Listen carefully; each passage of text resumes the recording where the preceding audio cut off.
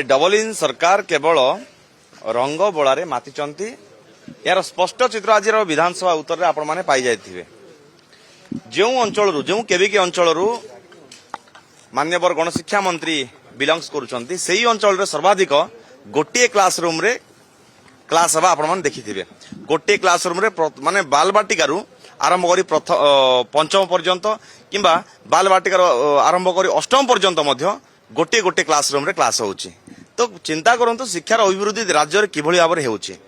Eighty केवल रंगबोला रे सरकार मध्ये विश्वास करूछंती। एठी नियुक्ति दउ नाहंती, एडिशनल क्लासरूम करू नाहंती। शिक्षा क्षेत्र रो अभिवृद्धि पई, शिक्षा क्षेत्र रो भित्तिभूमि भी सुदृढ़ करिया पई कोनोसी पदक्षेप न नै केवल विधानसभा रे विभिन्न प्रकार नाराबाजी देवा सहित विभिन्न प्रकार मंतव्य दउचंती आ लोकन केवल भुआ बुलाइबार लागि पड़िछंती। मान्यवर सरकार एवं मान्यवर शिक्षा मंत्री जानिबा कथा जे शिक्षा रे उन्नति जो पर्यंत आसीबो नाही राज्यर कोनोसी क्षेत्र रो उन्नति आसी परिबो नाही। आ शिक्षा को ही से आज पर्यंत गुरुत्व देले नाही।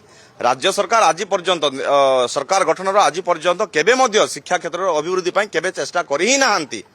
रंगबोला चलीची किंतु शिक्षक पदवी पूरण हो पारु नाही। रंगबोला चलची किंतु एठी गोटे क्लासरूम रे विभिन्न क्लास रे होची। तो आपण चिंता करंतु रायगड़ा रे 234 रु अधिक स्कूल सॉरी कोरापुट रे 234 रु अधिक स्कूल, रायगड़ा रे 209 रु अधिक स्कूल, समग्र ओडिसा रे 1898 माने पाखापाखी 1900 स्कूल रे गोटे क्लासरूम रे संपूर्ण क्लास चलची। आज्ञा की आवश्यक थिला ए बाल बाटिका को माने प्राइमरी सहित जोड़ीबार।